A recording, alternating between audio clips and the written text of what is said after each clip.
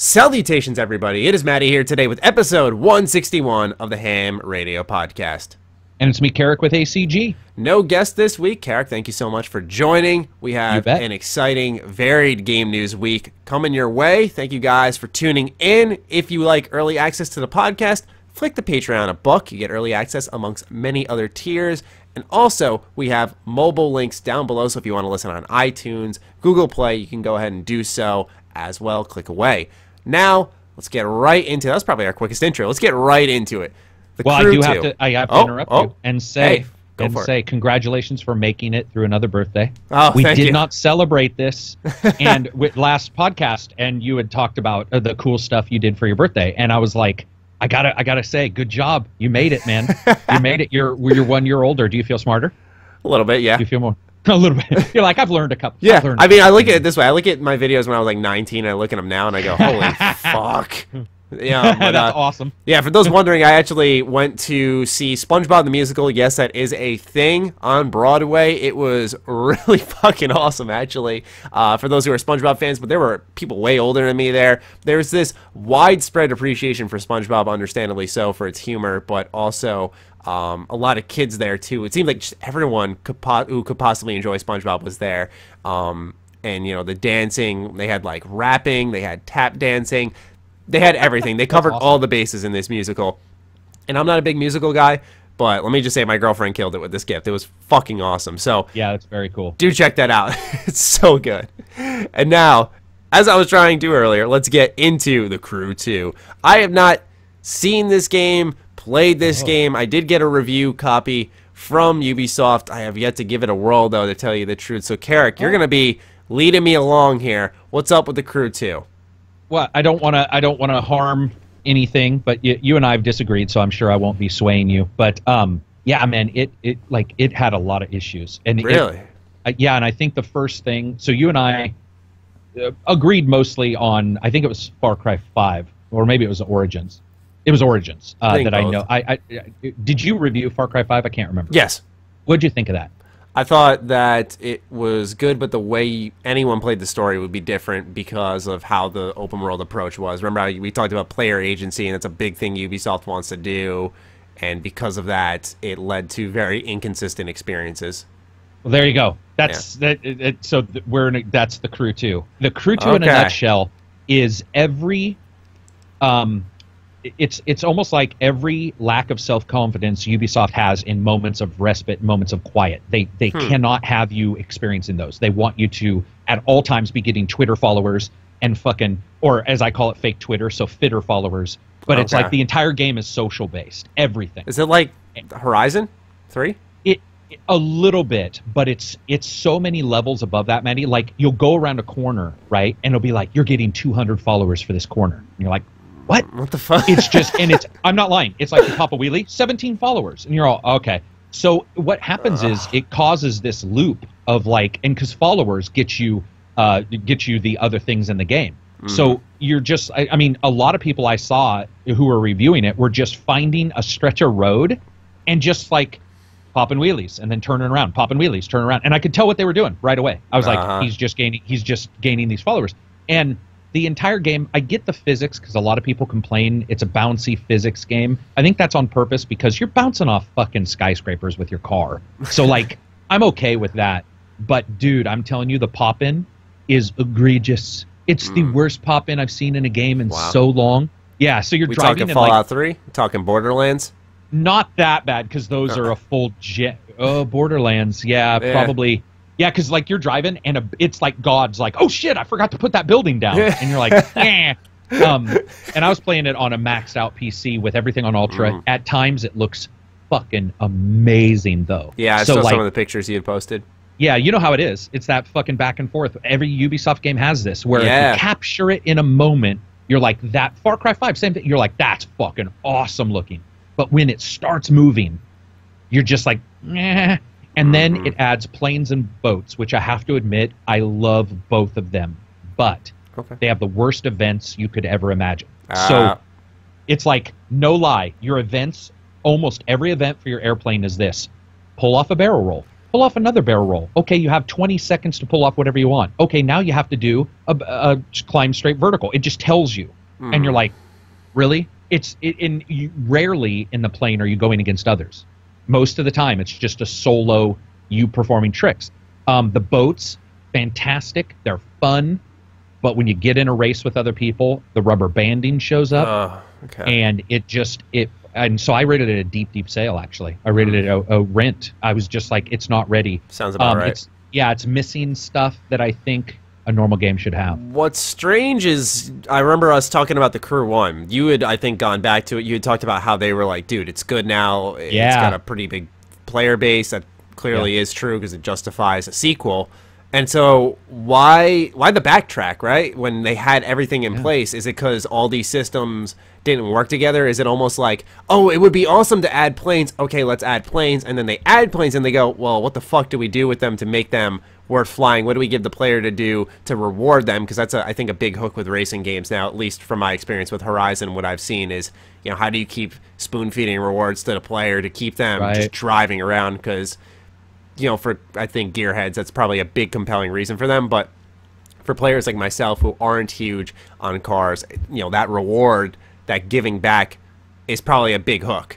Yeah, so, it's the juice. Exactly. So I wonder if... So you said the flying is good, you said the boats are good, so it really boils down to... Okay, so it boils down to what they have you do. Would you have any ideas? Because that's the thing, is when I think of racing games, I think there's only so much you can do to make these events, to make these driving, just a simple thing that's usually like in an open world game, like we'll use GTA 5, like the to and from with the plane. It's very simple. It's usually because you have an end goal where you're going to hop out, skydive, or something along those lines. But when you're stuck in that plane, that's all you can do is fly this plane. It's like, what do you do to make it fun? Do they take a page out of the Stuntman book? There's like, well, and I think also I should make it clear, it doesn't even have PvP.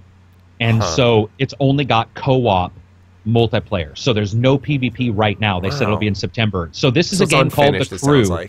Yeah, this is a game called The Crew without the major multiplayer component in it, which is hilarious all by itself.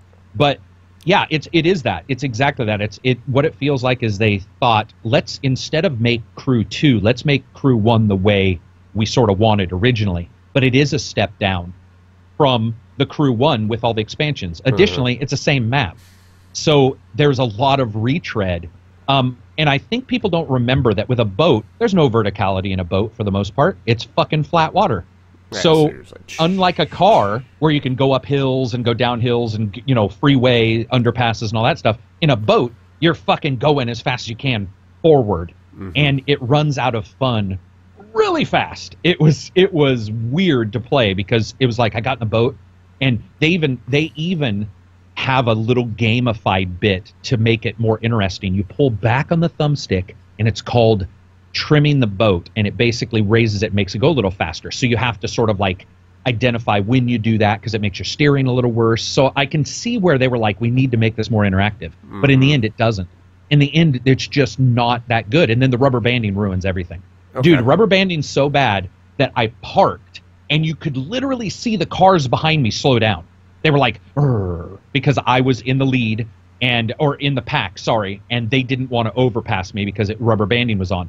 But then when I went fast, they immediately were on my ass. It was that thing where it doesn't matter how good you are, you have to really upgrade your car multiple times before you start leaving them behind, even if you're much better than them. And it's back and forth. Some races didn't seem to have rubber banding at all. None. Other races, especially the races where you transform from an airplane to a boat to a car, which I don't know if you knew that's... Yeah, I remember seeing that in the trailer. That's a blast, by the way. You can do that. In those races, the rubber banding is at a level that is unbelievable. I was watching some streams of people who were like taking shortcuts and shit, and the other boats were like right behind them. It was just unrealistic, and it ate up the fun because PvP is where this should be. Yeah, it's like if I want to challenge you, do you know what I have to do? I have to look at a leaderboard, find Matty, and go, okay, he scored this. Instead of saying Matty's right there, I'm going to race him. That's so weird.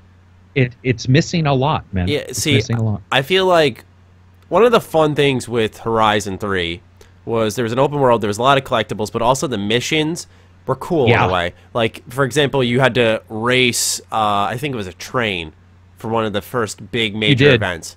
And that was awesome. So I feel like a lot of these racing games now, especially these open world racing games, have to come down to the world and what you're doing in them. I think the boats, an easy remedy to some extent, are stunts, or tie them into like some cool context, like, hey, you're filming for an action movie scene here, and here's what you've got to do to nail this scene.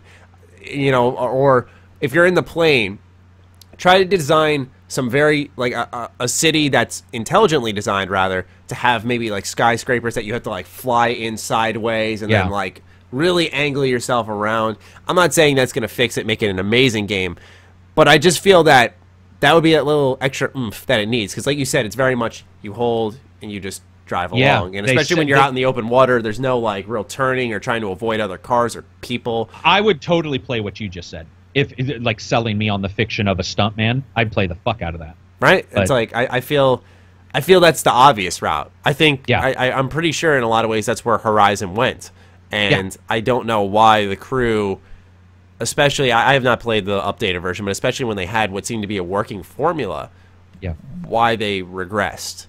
And I will say, to say something positive about it, you know, it is a blast to drive around and explore, but their events, you explained it perfectly, the fiction of their events is terrible.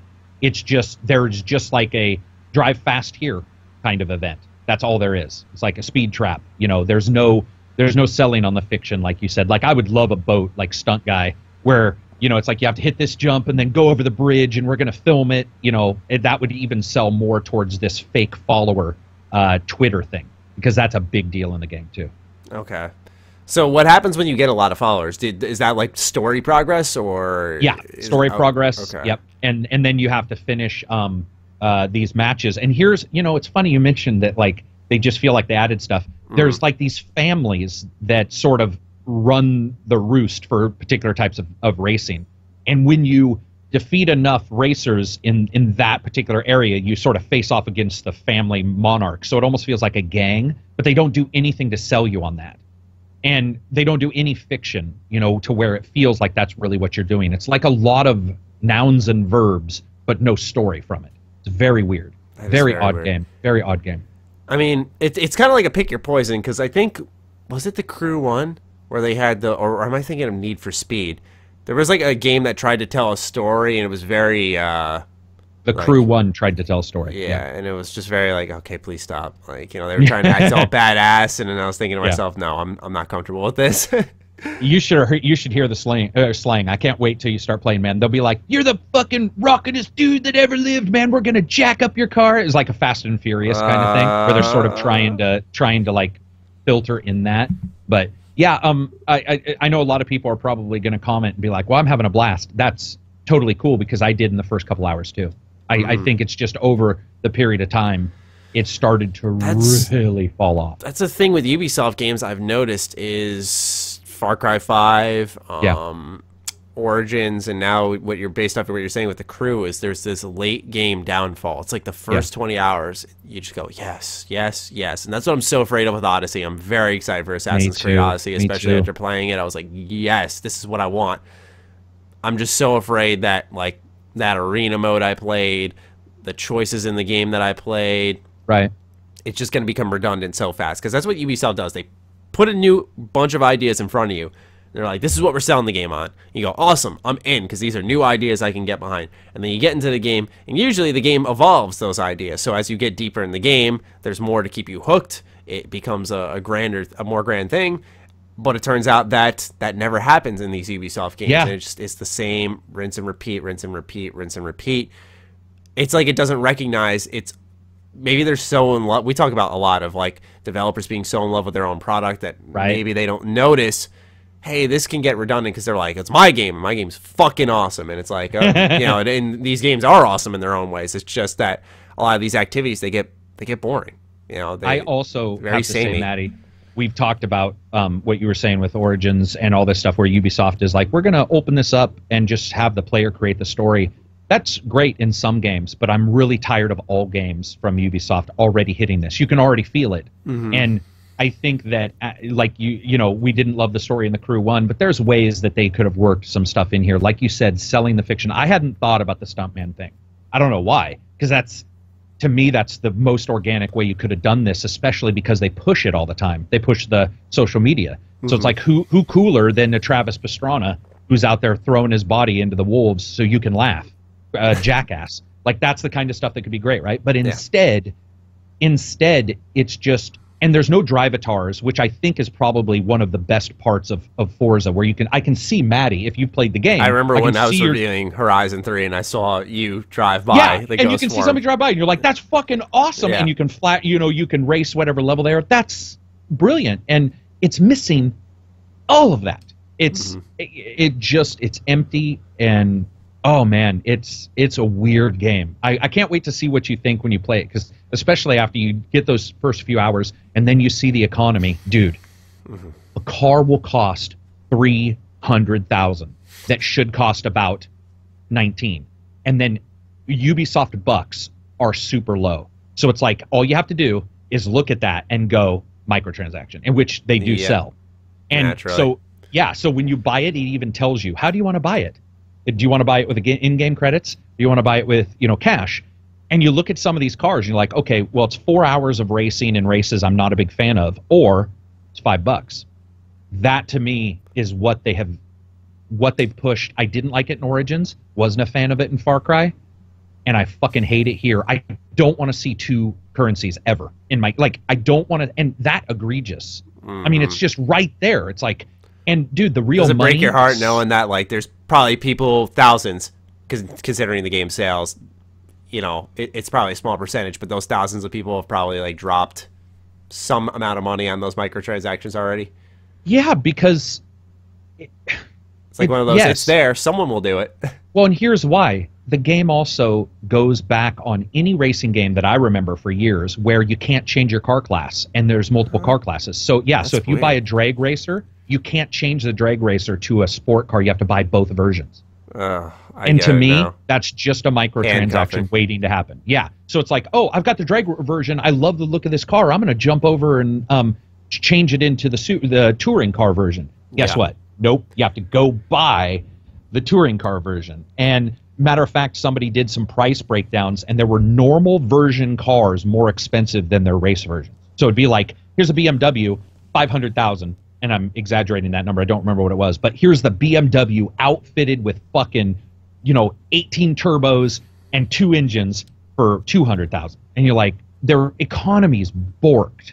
It's just, it's a disaster almost. I feel like it's something with games as a service in a way, because it's been done right.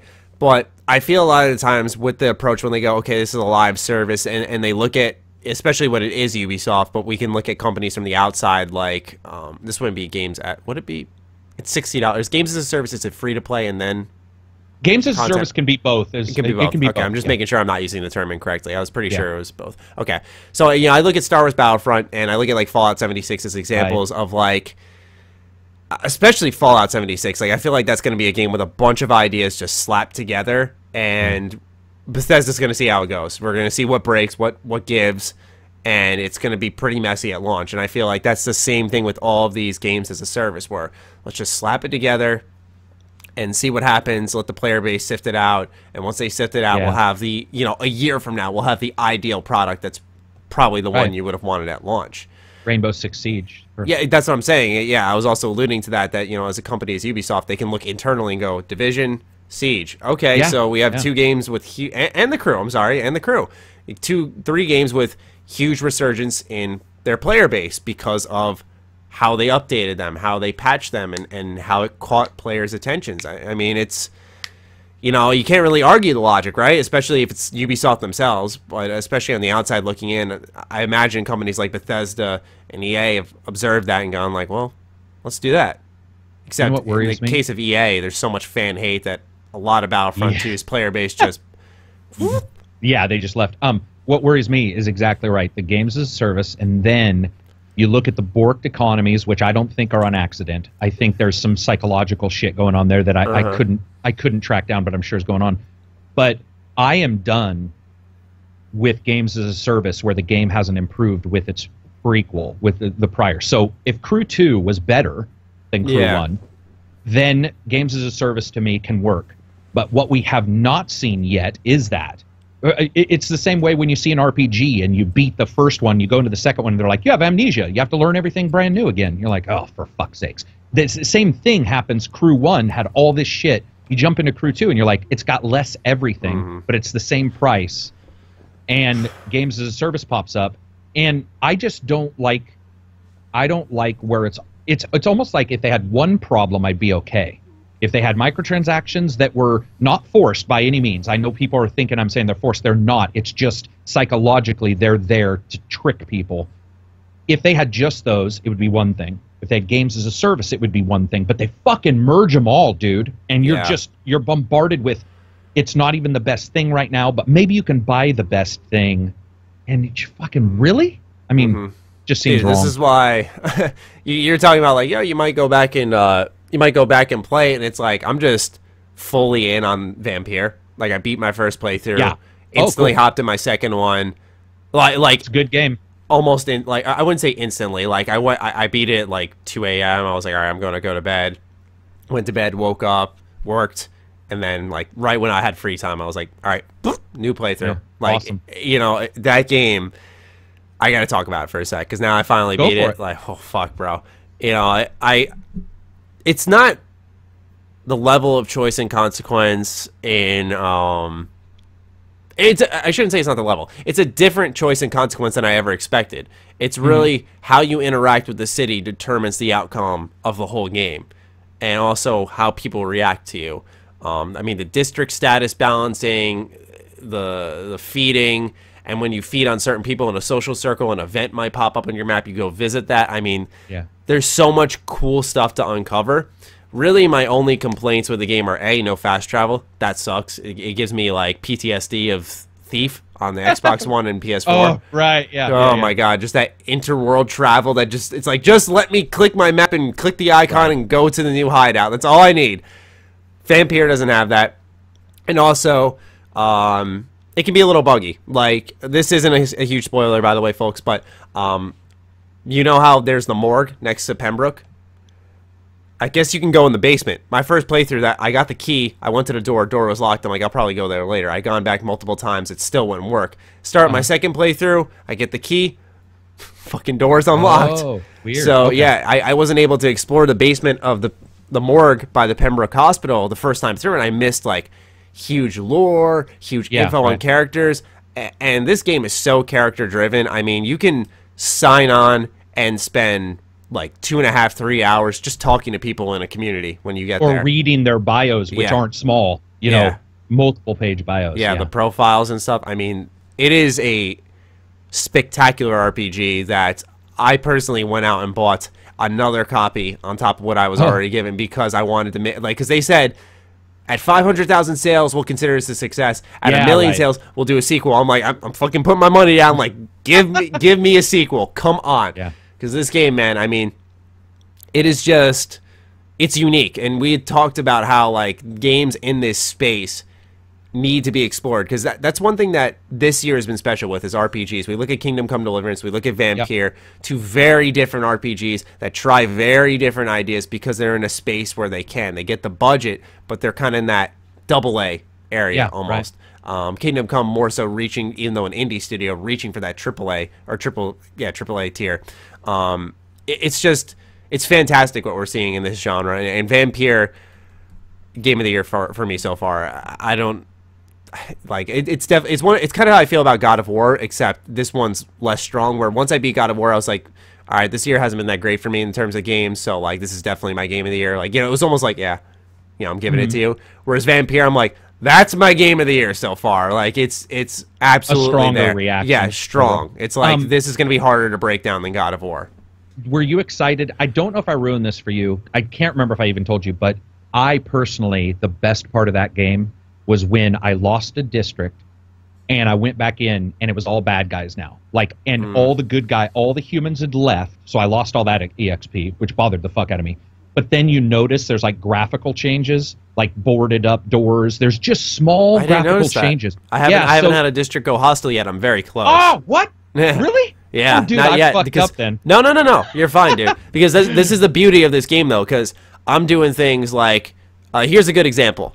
This isn't a huge spoiler because these are just side characters that are inside the Pembroke Hospital community. They're people you meet right off the bat. Right. So Milton Hooks, you know who he is? The guy who like sells you weapons in the beginning. Yep. I'm like, I'm going to fucking kill him this playthrough. We're going to see what happens. So I feed on him. I rest to see what happens because for those who don't know, to see the consequences of your action, you have to sleep at night, and that's where you level up. And also that's where, like, you know, the district becomes sicker, or more sick, rather. The district, you see, like, who you fed on, who impacts that. So all of a sudden, Pippa Hawkins gets, like, a little exclamation point on her, which means she's gone missing. And the exclamation points mark an event. So I go onto my map, and I see an event about, like, 100 meters away. And I start running out there. There's a couple of guards of Priwen there. And I start fighting them, and then all of a sudden Pippa runs out, and the guard of Priwen outfit. And she's like, this is the battle I've been waiting for. Completely different character, dude.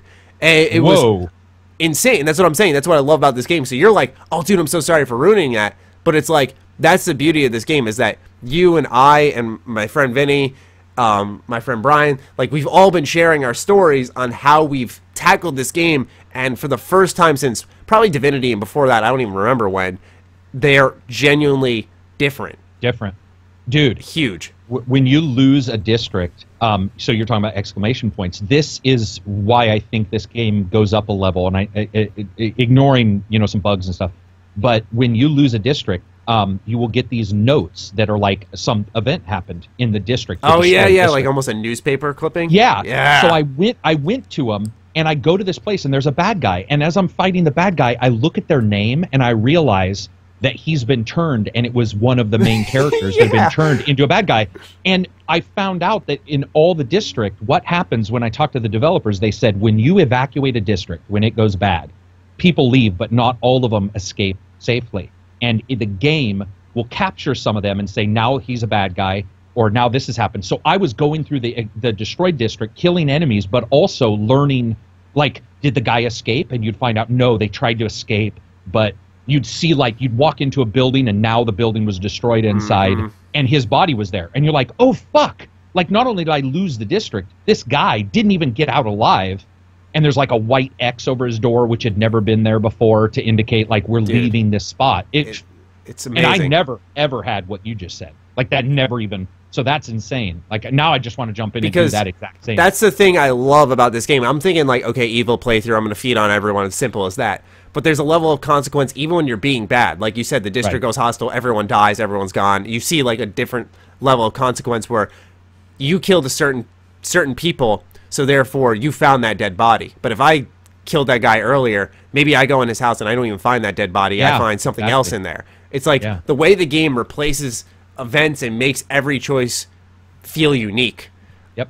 It's wonderful. And can we talk about the hint system? The hint system is genius.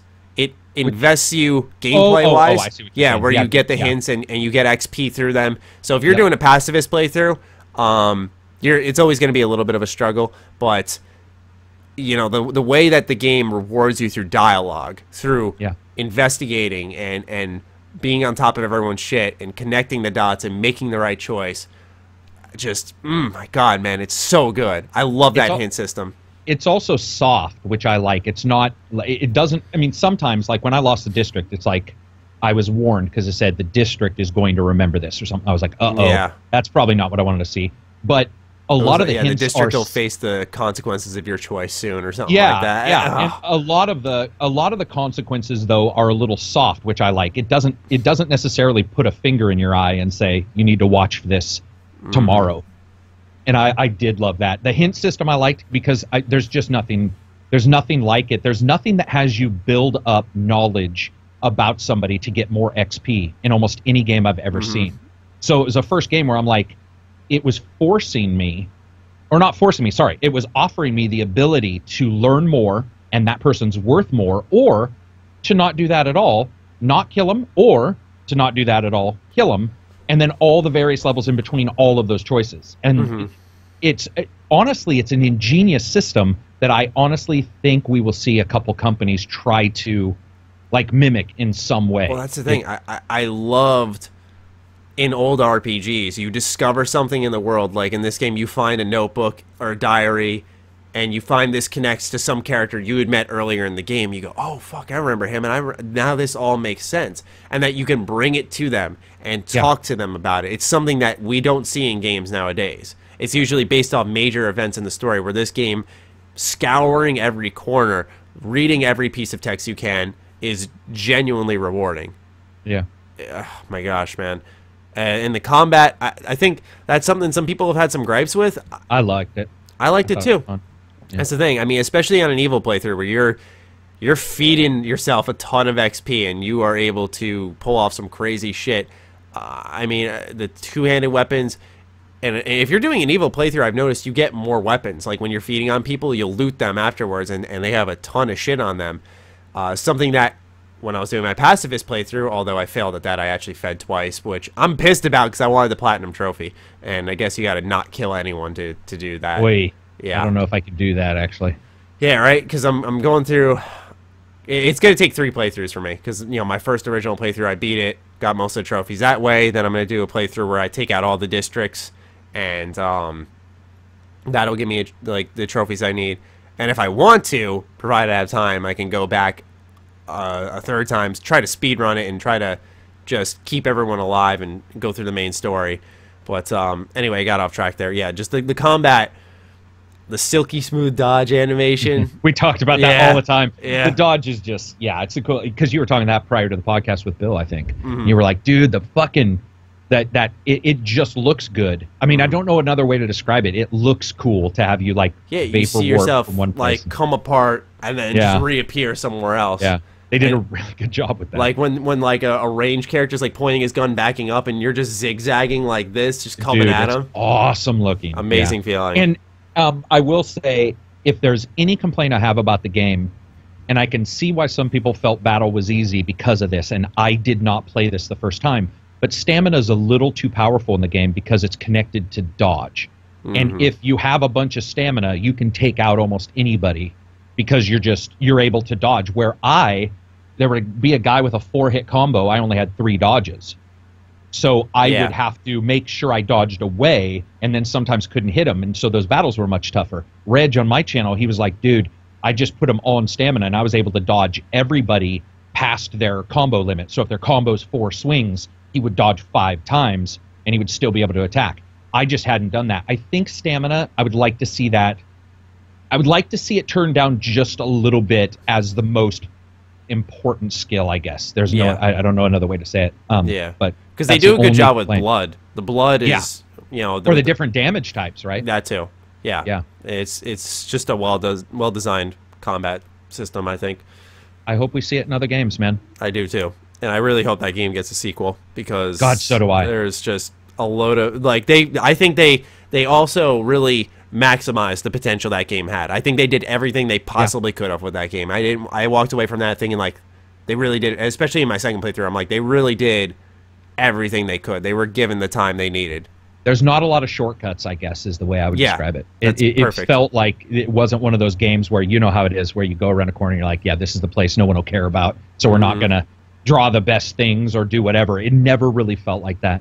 That's social interaction, though, dude. When you start seeing who's doing what, and then like the girl, when she ends up leaving the hospital and going to her home, and you go to visit her, and that changes everything, and you start meeting the bigger groups, and you're just like, you're consistently meeting and interacting with all these people that all tie back in, and it's just, that's not really done. In fact, like a Far Cry, for example, you talk to a dude who doesn't know a person is right fucking here. Yeah. Like, they don't know, and you're all, but he's right there. Like, I've been alone. You're not alone.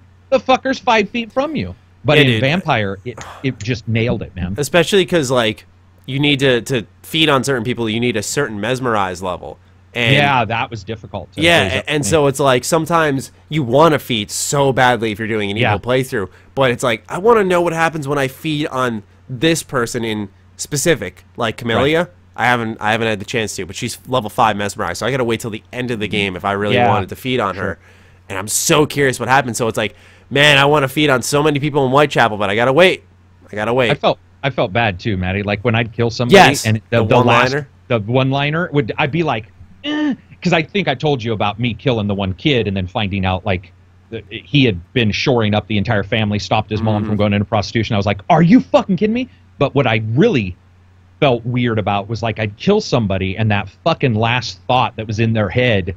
And I killed this one old guy. I can't remember who he is. Oh, yeah, I remember who he is. I kill an old guy, and he's like, my children will be better off without me or something. And I was like, fuck, man. I know exactly what you're talking about, too. I mean, I know I shouldn't feel bad because he's sort of saying this is better, but I'm like, Jesus Christ, this is impactful. It's heavy. Yeah. It's heavy. It is heavy. I remember I fed on a guy who was like a complete asswipe. That was the first person I ever fed on. I was like, yeah, there's no connections here. Like, this is a man here for players like me who want to feed but don't want to take someone important out of the world. Exactly. And so I feed on him, and he's like, who are you to decide, yeah, like when I am to go and stuff like that. I was like, oh, shit. Who am I? Yeah. Who are you? Yeah, and that's the thing. It handles humanity better than a lot of games based around humanity. Yeah. Like, it's awesome, man. I'm so stoked to see that game doing well. I hope they sold enough. Yeah, because they deserve to see like a sequel, maybe improve a couple things. I agree. Anyway, from the Crew 2 to Vampyr, now let's talk about Google. So let me bring up the article on my phone. This is going to be an interesting conversation for sure because Google is entering the console games market. Yes, you heard that correctly. They want to compete directly with Sony and Microsoft. So the following information originally came from Kotaku. I have the article up right now. Sources: Google is planning a game platform that could take on Xbox and PlayStation. Over the past few months, the wildest rumors in the video game industry circles haven't involved the PS5 or Xbox 2. The most interesting chatter has centered on a tech company that's been quietly making moves to tackle video games in a big way: Google, the conglomerate that operates our email, internet browsers, and much more. We haven't heard many specifics about Google's video game plans, but what we have heard is it's a three-pronged approach. 1, some sort of streaming platform. 2, some sort of hardware. And 3, an attempt to bring game developers under the Google umbrella, whether through aggressive recruiting or even major acquisitions. That's been the word from 5 people who've either been briefed on Google's plans or heard about them from secondhand. Google has been exploring video game initiatives for almost a decade. In 2014, the company was reportedly poised to acquire Twitch before Amazon swooped in. Rumors percolated for years that Google was also attempting to launch Android-based console, similar to Amazon's Fire TV, but that didn't happen. And in 2016, Google incubated studio Niantic scored one of the biggest gaming successes of the last decade with Pokemon Go, but it had spun out into an independent company the year before. And Google has had a long history of hiring game developers for projects that never quite materialize. In recent months, however, the chatter with Google has gotten louder. At the GDC in March of this year, Google representatives met with several big video game companies to gauge interest in its streaming platform, which is codenamed Yeti, sources say. The existence of Google's Yeti was first reported by the website The Information earlier this year. Google also took meetings at E3 in Los Angeles a few weeks ago. Those sources said, and from what we've heard, the company is looking not just to woo game developers to the Yeti service, but to buy development studios entirely. So what is this streaming platform exactly? Like NVIDIA GeForce Now, the Google service would offload the work of rendering graphics to beefy computers elsewhere, allowing even the cheapest PCs to play high-end games. The biggest advantage of streaming, as opposed to physical discs or downloads, is that it removes hardware barriers for games. Games like Call of Duty can reach a significantly bigger audience, if not big enough, if players don't need an expensive graphics card or console to play them. As one person familiar with Yeti described it, imagine playing The Witcher 3 within a tab on Google Chrome. Sounds too good to be true, doesn't it? Or sounds like too much like the promise of other streaming platforms like OnLive, which failed because of lag in video compression that reduced quality. Many of the rumors we've heard need to be presented with some skepticism until we actually see them in action. One pie-in-the-sky idea I've heard floated, for example, is heavy integration between Yeti and Google-owned YouTube. Imagine you're playing a game and you run into a tricky boss or don't know how to solve the puzzle. Instead of opening up your laptop or checking your phone for a guide, you could press a button, activate an overlay on your screen that cues up a YouTube walkthrough of the game you're playing. Whispers have been quieter about Google's hardware, whatever that may look like, but the rumors, sorry, I keep stuttering here, we've heard suggest that it will link up with the streaming service in some way. We're not sure whether Google is looking to compete with the technical looking to compete, Jesus Christ, with the technical specs of the next Xbox, or whether this next Google console will be a cheaper and low-end, relying on the streaming services to pull the weight. So that's basically all the rumors and stuff. They talk about some of the developers they had interviewed about and whatnot, but that's pretty much from what I skimmed here, the general information. So that was a mouthful. Karak, what do you think about this? Well, I mean, so Amazon, you know, they've got, what is it called? Lumberyard, which is their graphics engine. They've hired some developers to help them as well. So I think Google or something is always watching the big companies, especially because they both went after Twitch and they lost out. Yeah. The one problem with Google is they've had so many hardware ideas that haven't come to fruition. I don't know if this one means, I mean, 5 people isn't a ton. What it could have been is like, here's our plans if this all works out. When it comes to streaming, your major one is latency. And the second one in the United States, at least, is, of course, bandwidth caps. So when I buy a game, it's 20 gigs and I'm done. If I'm streaming a game, it could be hundreds upon hundreds upon hundreds of gigs if I continue to play it day after day, because I'm constantly streaming that. Like, how is it going to save it on my drive? Or is there a drive? If there's not, you're not saving it, so therefore you're consistently re-downloading stuff. I have the speed of fiber, basically, here. I still would not want to play an online game because of latency if it was like, let's say, The Crew, because of the, you know, the latency that you're getting from that turnaround. So, I mean, there's a lot of little issues here and there. I personally, if they do enter, what I would like to see them do is be the only company that sells their console at a true loss right up front now, because we don't get that as much anymore. You get the Xbox 500 when it first came out, 400 for the PS4. If they came in and said $199 for hardware that's equivalent to an Xbox X or something, that would certainly get attention. But I don't know, man. Like, it just seems like one more thing Google and Amazon are trying, but they never really full go to it. Yeah. Also, they're whoever wrote that, I think you said Kotaku. Yeah. They obviously need to pay more attention, because the Xbox X has had the ability to use Snap and bring up FAQ from since the day the Xbox X came out, or the Xbox original came out. So what they're talking about, the YouTube integration, doesn't seem to be anything. The real YouTube integration, to me, would most likely be achievements tied to streaming, fucking game rewards tied to streaming. Like, that would be, yeah, exactly. Me being banned for no reason from streaming, you being banned from... That's the thing. It's like, what if we got licensed music in a game? Oh, Jesus. It's a disaster. That's true. I just, for me, I don't really bat an eye when I hear these console rumors of someone competing against Sony or Microsoft. I feel like it's a very established market, and it's hard to change that. Not that I'm afraid of change or that someone can't come in and crack the market and bring us something new, but for me, like, you know, I think of like the Ouya or something like that. I think of these consoles that have come in, like, this is going to be a big thing, this is going to be a big deal. And it's just like a flash in the pan idea, and it doesn't work out at all, and it just falls off the face of the earth. NVIDIA Shield. Yeah, there you go. There's one. These ideas that are ambitious, the company has a good marketing job for it, where it feels like it's a grand thing, but it's really not. And so for this, it's like, you know, there were some ideas I was reading where I thought, like, okay, imagine opening The Witcher 3 in your web browser. Interesting idea, almost like it's a fucking Flash plug-in game.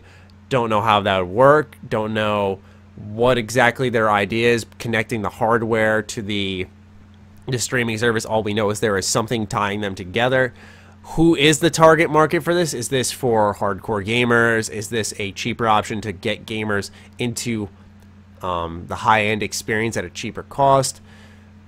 It sounds more PC focused, especially because it's Google. I'd imagine so. Yeah. Which makes me once again wonder, like, where it's going to be priced at. You were talking like, yeah, you know, put it at a loss and see how it goes, and I agree with that.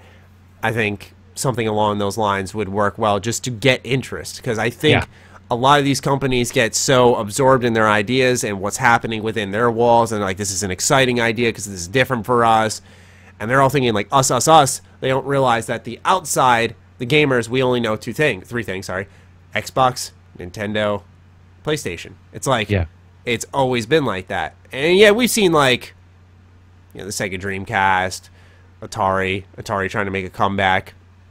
We're seeing different attempts but there has not been that major player who's just cracked the market and been like, here's our fourth entry. You know, like, here's the fourth big pillar. There's nothing like that I can think of right now. I mean, it's PC. Think of the upfront costs too, Matty. Like, let's say you had an unlimited budget. You have to spec out a system, build all the infrastructure, then you have to get developers who have games so that you can compete against a Sony first party. Like, because you would want to launch with some first parties. So you're talking like billions upon billions of dollars. And they do have it. That's why I was saying unlimited budget, really. But then you have to look at when it's going to be paid back. Microsoft has always said we're going to pay it back in the long run. They're playing the long game, Game Pass, all that kind of stuff. But they've lost serious amounts of money too. And there's always been that question of like how now we know the question is they're super supported, but there was some serious questions on how supported were they internally. Google just doesn't feel solid enough. They feel fickle, if that makes sense. And we see it because of YouTube, and I'm trying to even ignore that. If you just look at Google, they've always felt fickle. And it, to me, feels like I could never trust them anyway. I mean, I wouldn't really trust anything they said until the hardware was out, and that's not necessarily the way I would want it. A lot of the shit they do just doesn't seem like they're solid. Yeah, I mean, think of how they handle YouTube. You think they're going to give us a fucking update on a game console and tell us what's going on? They're just going to update the fucker. That's it. Yeah. It's like, you know, they don't, part of it is we got some know. bias here, but like, Google sucks. yeah. I mean, they don't. I just don't know. I just don't know how that would ever work out in the way their company structure is. I mean, it could. Amazon seems much more poised to do that. I think so too. You talked about server farms, I think, right? With them? Yeah, and server farms, and Microsoft's got Azure, and those are. I mean, a lot of devs. That's one of the reasons why Vermintide 2 is just Xbox X or Xbox in the next coming weeks, and it's Game Pass, so it'll be one of the first third-party games to release. Game Pass day and date. The reason why is because it's cheaper. Like they can, I mean, there's certain things that certain companies offer, and I just think Amazon is more prepared. They've got their Twitch, and Twitch is doing great. And if they did a console, it seems like it would make more sense than if YouTube just seems like they're throwing money because they're trying to figure out what to do. And, no, I completely agree. Google. I keep calling them YouTube, but Google. What's the difference? Yeah, it feels like it, right? Yeah. I mean, and they've got, like you said, unlimited pockets, though. So, if they want to throw a couple billion in, it really isn't that big of a deal for them. No, I agree. Yeah, it'll be interesting to see if it develops in anything beyond this. Especially, they're talking about buying out studios. That's something that raise an eyebrow at. You go like, what 500 million. Acquire? Yeah. I mean, that's the thing is a game costs 150 million. A studio costs, you're talking 250 to 500 million for a big. Because otherwise, why would you buy a company unless they were a storied company, right? You wouldn't be like, I'm going to buy Piranha Bytes because of Elix. It'd be like, why? That's not you would probably look at a BioWare style thing, and then you're talking another 500 million on top of it's a very odd idea. But again, they got the money. I wish I had a tenth of what they got. Anyway, that's what Google's up to lately. And now BioWare. We were just talking about them. And how about we talk about how they're looking to maybe make some smaller games. We look at Anthem. Very ambitious looking project, if anything. The following information comes from GameRant.com. BioWare interested in developing smaller games. BioWare's Anthem will be gracing the cover of the July issue of Game Informer magazine, and the game will be the main focus of the periodical. During an interview with the studio, BioWare's general manager, Casey Hudson, and executive producer, Mark Dara, spoke with Game Informer about the team's interest in creating smaller titles that will allow for more experimentation but will still be true to the studio's values. Worried that BioWare will become synonymous with only one or two major titles such as Anthem, the studio is looking at its options. According to GM Casey Hudson, the time is right to start trying new things. I would like to get to a place where, yes, we're also doing our next big thing, but maybe we're also doing kind of a few experiments. Hudson says using short films as an example of one of the types of projects that the studio would like to present to the public, partly because that's a lot of fun, he says. There's also a lot of people here that have ideas that they want to get out that you just don't always want to wait for the next big thing. The team feels that there are a lot of opportunities for AAA publishers to vary their projects, to branch out and create smaller titles that are consumed more quickly, while still retaining the quality of bigger games. These desires are partly influenced by the success of the retro RPG trend, as well as other indie projects. Executive producer Mark Dara feels that indie titles allow for more freedom and that they can do things that larger titles cannot do due to player expectations. I think there's a middle ground. I've heard it called AAA indie, but which is that sort of high production value but smaller scale budget. So I was just talking about Kingdom Come Deliverance. If you guys need a comparison, there's kind of what they're talking about. Yeah. There's only a few games that exist in that space right now, and I think there's an opportunity for AAA stuff to be in there. Using Rockstar Table Tennis as an example of smaller project done by larger studios, hold on, tab just cut off. The team believes there's value in those ideas, not just for the staff that works on them, but also it's a way for them to see what resonates with fans. Anthem is definitely a game where we've tried to be the game of the future, but I think there's an opportunity for BioWare to be doing both, to be making games that are true to the core's part of our core, and games that explore new parts of the audience like Anthem does. Dara is not just forthcoming in his interviews. He's also a major source of Anthem by way of his Twitter account, yada, yada, yada. Okay, so basically, BioWare wants to work on smaller games. They're observing that space where we were just talking about Vampyr. That's one in that kind of AAA indie space. Kingdom Come Deliverance. What do you think about BioWare? Kind of taking almost a Child of Light, Ubisoft delve into the smaller games area. I'd rather have them do that, right? Like, absolutely. They haven't nailed a couple games that were big, so to me, maybe they just need some experience and some chops where gameplay is a little bit more important. And presentation will still look great, but like an Ori in the Blind Forest or something, where it's like, let's figure out, you know, how gamers move around a level. Let's do all this crazy stuff, because I think sometimes they get lost. They're just like, it's big, and they forget the micro stuff. And to me, I would be okay with it, because we said this prior to the podcast. It's like, I'm not a big fan of BioWare anymore, which pains me to say. But if they started doing this like Ubisoft has done, and EA, I mean, God forbid, but they've got a couple smaller games as well. I would rather have these big companies do that and see where they can go, and light the fire of some devs who maybe don't want to do Anthem. Like, make them happy. Your creativity comes from happiness, I can tell you, because when I'm unhappy, it's hard to make a video. So it's like it's a big deal. Exactly. I'm all for it, I guess. No, I'm totally with you. And for me, I think instantly of like the RPG opportunities that come with something like this. You know, Child of Light is one that really resonated with a lot of folks, and it was simply a one-off. It just happened. People thought, man, this is really good. It got really great reviews, sold well, thinking there's going to be a sequel, and Ubisoft really hasn't gone back to it. Just because it was, like they said, it was just a smaller project that they went and did. I think, and it's something that you never expect from Ubisoft, especially of that time frame. So I think this is really exciting, where we could see that old school BioWare kind of trickle in a little bit here, you know, because we see the big focus is Anthem, but imagine if they're doing something little that focuses on that choice and consequence. It reminds me of how I felt when playing Far Harbor for Fallout 4.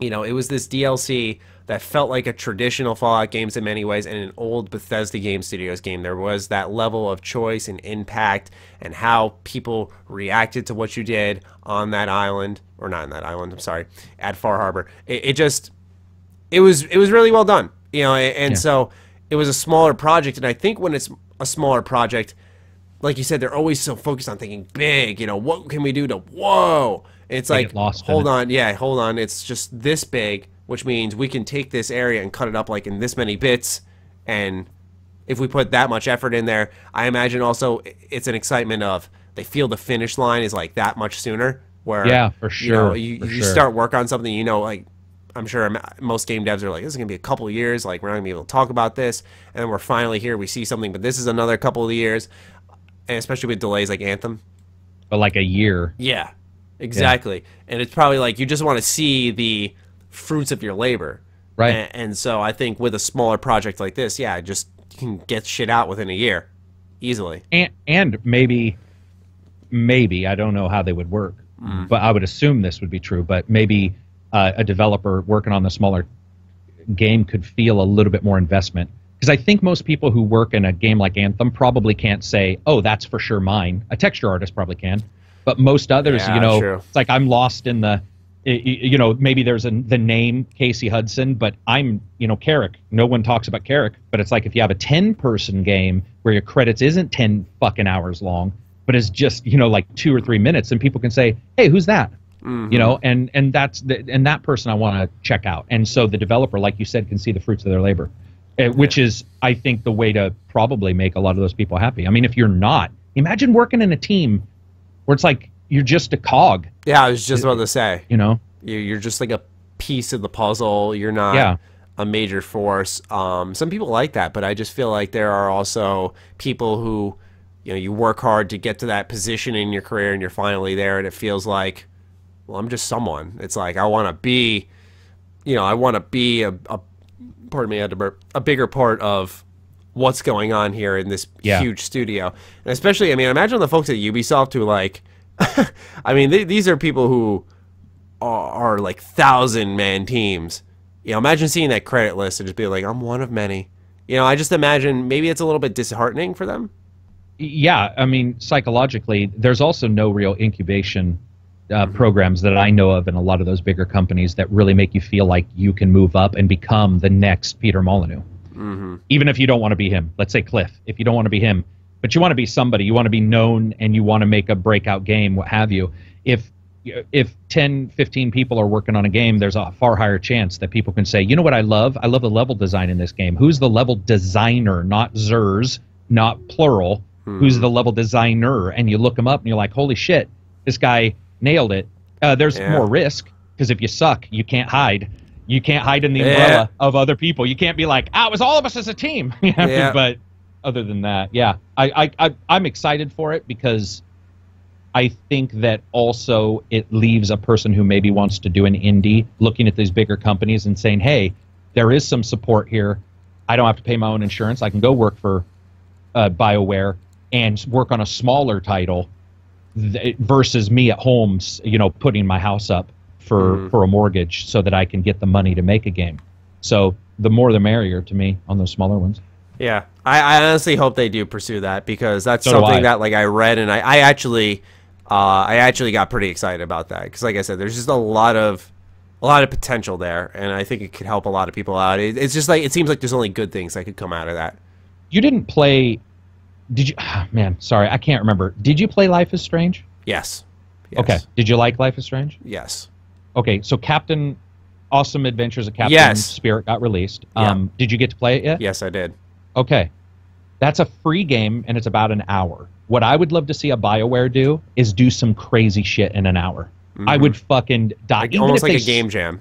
Yeah, exactly, but AAA game jam, right? Like, where it's like you do have the authority to say we need a little bit more money spent on this or that, even though Don't Nod did a great job with Awesome Adventures. But I would like to see odd things, like a BioWare to say, we don't want a massive game. We're going to tell some unique thing in this story and just leave some mystery in there, like that game did. I would fucking, even, what if it's a connection? What if it's like, okay, we know you like, this is never going to happen, but I just want to say, what if you liked Garrus in Mass Effect? We're going to tell a side story. It's just going to be an hour, but we're going to tell you a side story about something he hinted at. I would fucking be all over that. And that probably won't happen. But those kind of things. Cool spin-offs of their set material. Oh, for sure, man. And in a weird environment. It doesn't have to be him shooting. It could be a Life is Strange kind of thing, where it's like you're walking around and something's going on. Just telling a story and allowing those developers to sort of try that would be very cool. Yeah, I'm about that. I like that idea. By the way, that article I had read, because I forgot to mention this earlier, the Google article was by Jason Schreier, and the BioWare one was by Kurt Hudson, like I said, of Game Rant. I just want to make sure I give credit where credit is due, because I'm literally reading the whole thing. Let's talk about Star Wars. Oh, boy. This used to be like the most exciting thing ever, and now just gradually, as EA has fucking butchered this shit, it's never something good coming out of my mouth. So, this article is from The Verge. It's by Andrew Webster, titled, EA puts Star Wars game on hold as Uncharted creator Amy Hennig leaves company. So last October, EA shuttered Dead Space studio Visceral, but it kept one project alive, a new story-driven Star Wars adventure helmed by Uncharted creator Amy Hennig. Development was to continue at EA Vancouver, but it looks like that may no longer be the case. Speaking to Eurogamer, Hennig revealed that she left EA in January and is currently in the process of forming her own studio. She looks to build up a smaller team to potentially focus on VR projects. I'm doing all this stuff, working on all kinds of things, she says, but as for Uncharted-like Star Wars adventures, it appears that development has stalled, and there's now a very different game in the works. I'm not doing anything Star Wars, Hennig tells Eurogamer, and who knows what the future may hold, but that project is on the shelf now. The Vancouver studio is working on something pretty different. It's really not, you know, once you go more open world, it's such a different game to the one we're making. Everybody loved what we were doing, and I'd love to see us resurrect that somehow, but it's complicated. EA, for its part, isn't commenting on the status of the game, but the company did release a statement confirming Hennig's departure, which reads, yes, Amy Hennig has moved away from Electronic Arts. She's an amazing storyteller, a crafter and creator. Pretty much fluffing her up here. With the ongoing struggles of Battlefront 2 and the sting that came with the cancellation of Star Wars 1313, it's been a rough few years for players looking to explore a galaxy far, far away, but there's at least some good news on the horizon with the Titanfall studio Respawn teasing a single-player game called Star Wars Jedi Fallen Order, which is expected to launch next year. So, we got another Star Wars game getting shelved. I guess, here's what I didn't realize. When EA got rid of Visceral, which I still think is one of the silliest fucking things you could do. Yeah. You get rid of that studio. I guess they were working on something separate that they stopped. And the way EA delivered their message, they were like, we're overhauling this game. We're changing it all to appeal to a different audience. From what Hennig's words were, they're making a completely different game, like a separate one. Like there's one shelved, and then there's this new one. Yeah. Two games. It also... What the fuck?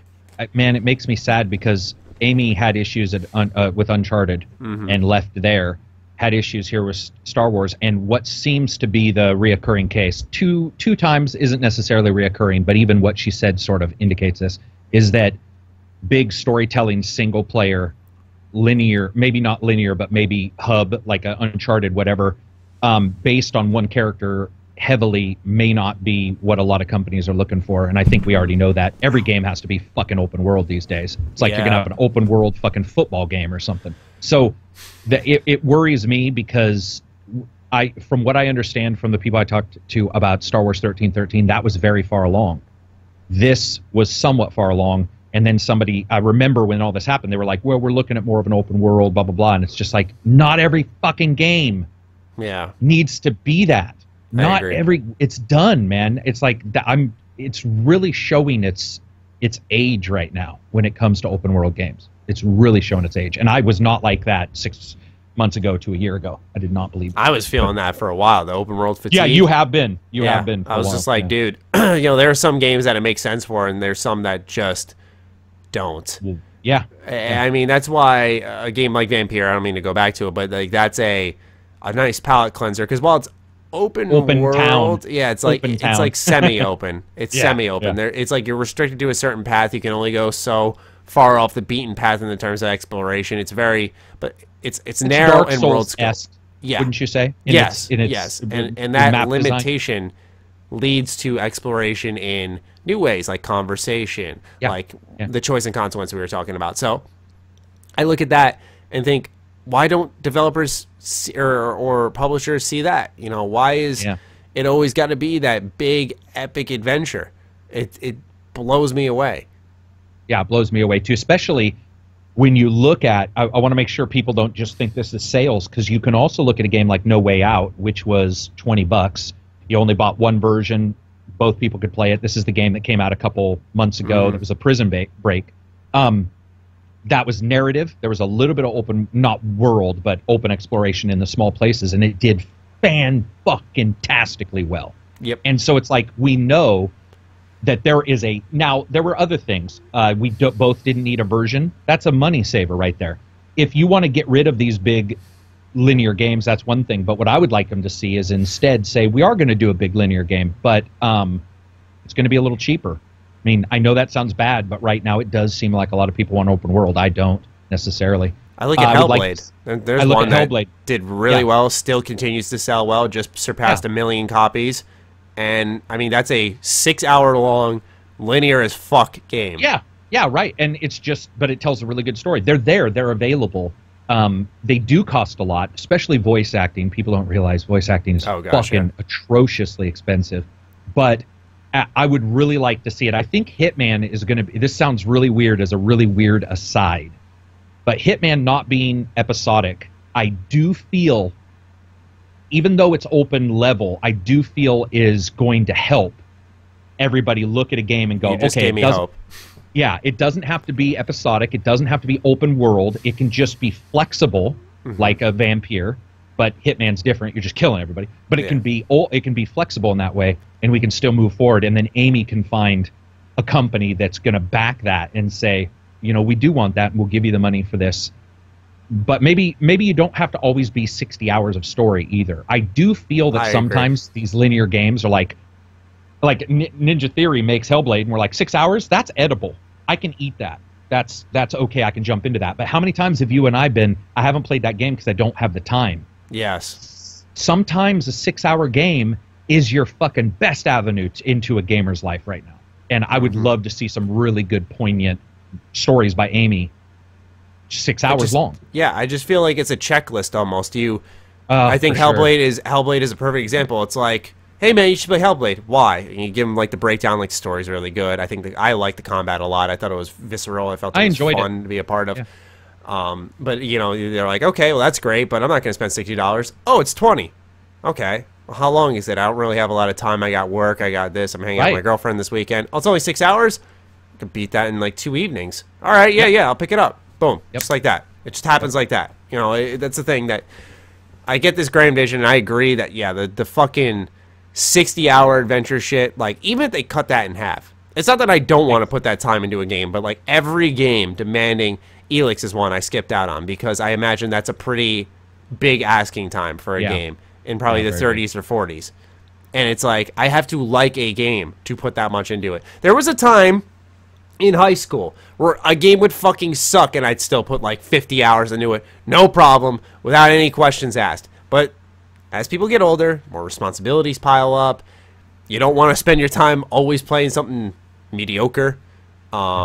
More offerings too, Matty. Yes. Back then it might have been Sega and Nintendo, and there wasn't even a Sony back then. Well, that's aging me because you're not that old. But there was a time when there was only 2 big competitors, and there was no Steam. Now there's fucking. You go somewhere and you look at the game releases for 1 week on Steam, and I think we counted 200 or something. Yeah. Like you're just like, what? And so a mediocre doesn't sell it, but a 6-hour good, that sells it. You know, 6 hours of a really good game versus 40 mediocre. Because I'm like you. If somebody said 40 mediocre, I'd be out. That's not. That's not gonna happen. And they're good for palate cleansers. Like I played Radiant Historia Perfect Chronology on my DS, and like the first 10 hours, it feels like every JRPG. The first 10 hours, I'm like, fuck yes. And as the time went on, more and more, I'm like, yeah. Like I still think like it's worth playing, but like it was 40 hours long, and I was like, okay. And it was good for the palate cleanser because, you know, like if you're just playing good game after good game, like another fucking home run, another home run. True. You just lose that balance of like, what is bad. What is really good. So that's why those games are important, and they do serve their purpose. I don't think any developer comes out and says, we're going to make, like Andromeda, we're going to make a really fucking mediocre game here. You know, I don't think anyone does that. Nope. Yeah, so... but yeah, Amy Hennig's leaving. Any thoughts on that, Star Wars? I mean, it just feels like it's dead. The Respawn thing was announced terribly. Were you at that particular E3? Were you at that? I was on my plane, not giving a fuck. Dude, I did not care. It was uncomfortable. It didn't make any sense, and it was like it was almost like somebody said, "We don't have enough to announce in our event, so we're going to have a person sit down and pretend to organically talk." That's kind of the feeling I got when I was looking back on the announcements that happened during EA. I saw Battlefront 2 DLC, which I don't even think is out. It was just a roadmap again. Yeah. Which I was like, what the fuck? And then I think the solo season for Battlefront 2, that Star Wars announcement, which the name is cool. I saw the name. I'm like, that sounds okay, I guess. And then what else do they have? FIFA. Yeah. Unravel 2. There wasn't a lot. It was just very, very uncomfortable. Even the event, it was like, oh, so what are you working on? It's this. When is it based? The Dark Ages. Okay, and then they sort of had nothing else to talk about because obviously it's so early that they didn't want to show anything. So to me, Star Wars is sort of, it sounds really bad, but Star Wars to me has really dropped as an IP, like as an intellectual property, has dropped almost off my radar now. I mean, not to be rude, as but a it really diehard, has. yes, I can agree. I can see what you mean. It's not pretty. Hey, Ninja Theory, short 6-hour lightsaber game, telling the story of like some little short story, a smuggler. Dude, just let us replay the part where Anakin goes fucking to the dark side in Episode 3. There you go. There you go. Let's kill some younglings, motherfuckers. Like just name it Order 66. Yeah. Oh, dude. Yeah. And that's it. And just a vertical, almost like a demo at E3, but longer. You just get your fucking 6 hours with your little scroll at the starting, you know, and then you're fucking in, and then you're out the other end. That'd be fucking awesome. Dude, like those are the days of Star Wars Force Unleashed. Like that was, I loved the first one. I know some people had some issues with the second one because it was short, but I liked that one too. Just like those games, those Star Wars games are non-existent now. Yeah, they're gone. They're gone. Those days were like, I think I relished in those days, so I don't have any regrets. But I think a lot of people don't realize, like, wow, those were like the golden days of RPGs. And do you know what? I mean, RPGs, Star Wars games. Star Wars feels a little bit like Michael Jordan returning to NBA, where it's like people remember the big, but they're not as good. You know, they're not, and it's like Star Wars sort of sells on its name. Yeah. But if you look at it realistically, it's not doing so hot. And I think obviously the movies are doing well, even though I really haven't been a fan, but it just seems like it's done. It's like Star Trek. They've never made a successful, really good Star Trek game in the current vein of games. I would rather see that right now. Didn't you like the VR one? I enjoyed the VR one a lot. Sorry, when I said in the normal main of games, I sort of meant single player. Okay. Almost like an Uncharted. They tried Star Trek for the 360. A lot of people like that. That like two-player game or whatever. Yeah. I thought it was fun, but I can see why everybody disliked it. But I mean, there's other IPs out there I would rather have them go to. I think Star Wars needs to percolate for a while, to be honest. I think I'm just getting there's movies, there's books, there's blah blah blah, and they're not really grabbing me. And it's like I would rather have some distance. I just feel like it needs a chance, I guess. Its movies are fine. I have yet to really feel that area has been oversaturated, because before this there was no Star Wars, and I knew once Disney got it, there's gonna be a lot of Star Wars. But with the games, like, I just want a developer to show us like there is a chance, like a Star Wars game can release and it can not be a piece of shit. Like Battlefront 1 came out hollow as fuck. 2 comes out, pay to win. It's like that's the only games you got to show for Star Wars since 2015. And I think, when was the last Star Wars game before that? Like, it's been forever. It's like, I'd love to just see a Star Wars game roll out and it's good.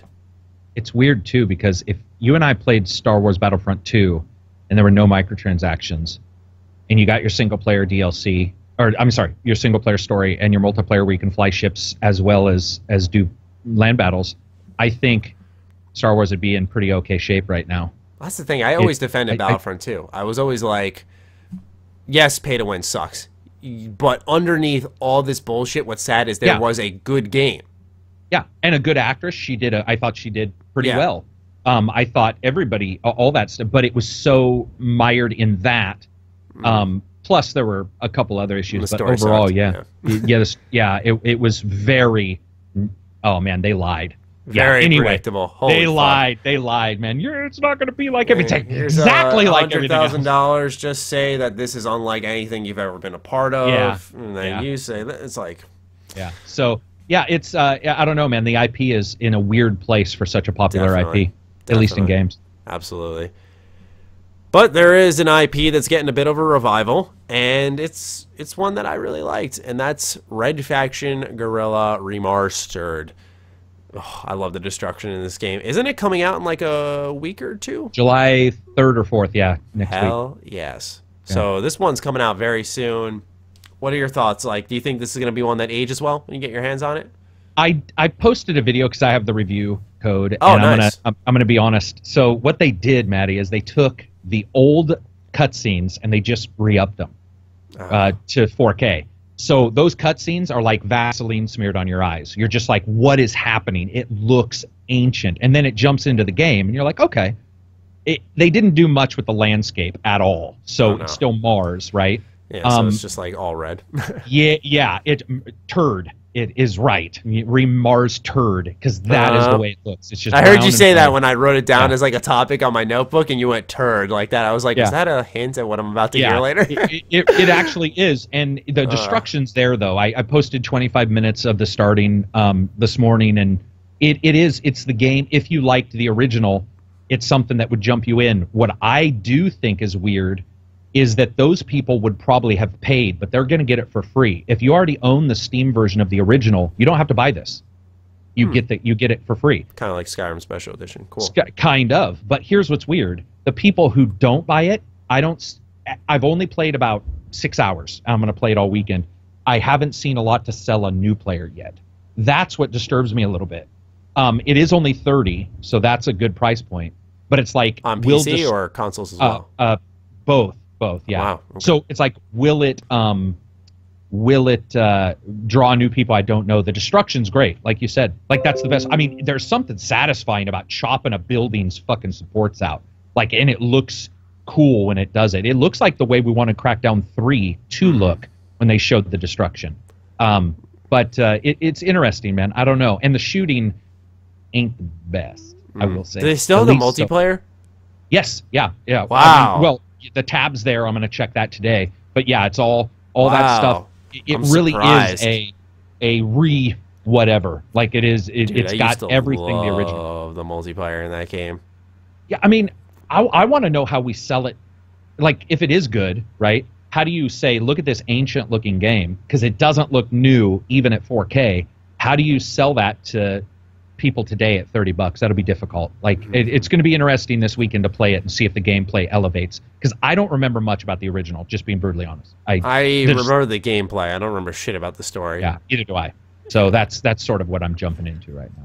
I mean, do you think it might find success in the way we were just talking about? Like, it's kind of I remember it not being a super long game, and plus its price tag. You think we might find and it's GTA on Mars, because you're just driving cars through. That was one thing in my video. I was so accustomed to not being able to destroy stuff in all the games I play that I backed up the car, and then my brain went, oh no, you can just gun it and fucking tear down the entire tower from the inside out with this truck. And I did so, and I was like, okay, I can see a lot of people seeing that and being like, that's my jam. So I can certainly see it doing well. I just need to play it and sort of get back into the gameplay and see how old it feels. You know how some games feel old? Yes.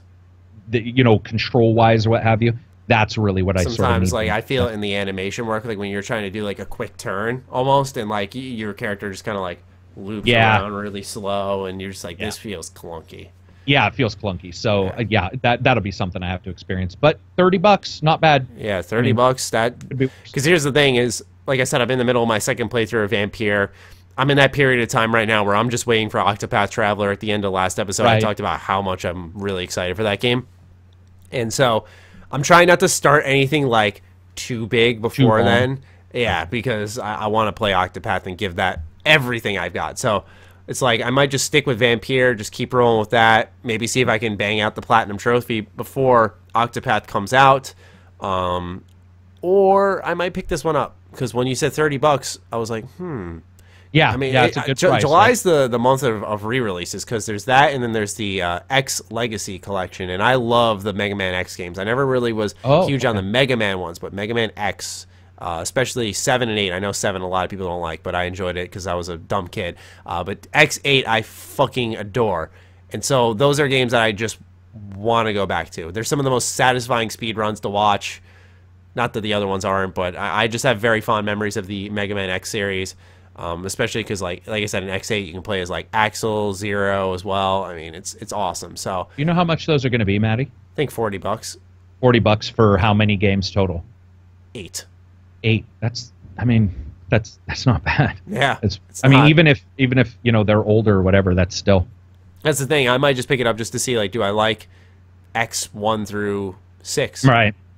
So we'll see. But like July's literally I was looking at like the games coming out, and the only one that caught my interest is Octopath Traveler. I was like, okay, it's it's officially the summer. There's like one game. Everybody's interest, bro. Man, that's all I can hear about in your Discord, my Discord. Like everybody's talking about that game. I don't. That's because it's quietly like Switch, up. Right? Yes. I think that'll be one of those ones that like not Rabbids maybe, because Rabbids had so much going for it, but I do feel like everybody I know is talking about that. A good success for Nintendo. Yes, that's what it feels like. I hope so, and I never have requested a review of a game from Nintendo, but I was like banging out an email. I'm like, please. Oh wow. Oh god. Yeah. Oh wow. Cool. Yeah. Right. Hey, and I was just like, the only Nintendo game I've ever had to review was Rabbids, because it was from Ubisoft, so it wasn't like you were on that Nintendo. Oh god, order. The teat, the diseased teat of Nintendo. Yeah, man. And so it was just like with this one, I'm like, I'll fucking bite the bullet. I want to fucking review this game because it's an RPG. I love that shit. But yeah, that's all we've got for this show. Karak, it was a pleasure, man. As always, it's a blast, man. Yes, it's the best part of my Fridays. Oh yeah, going to the weekend all excited. If you listened this deep, use the hashtag turd. No, I'm just joking. Don't do that. Yeah, just berate game devs. We could go with.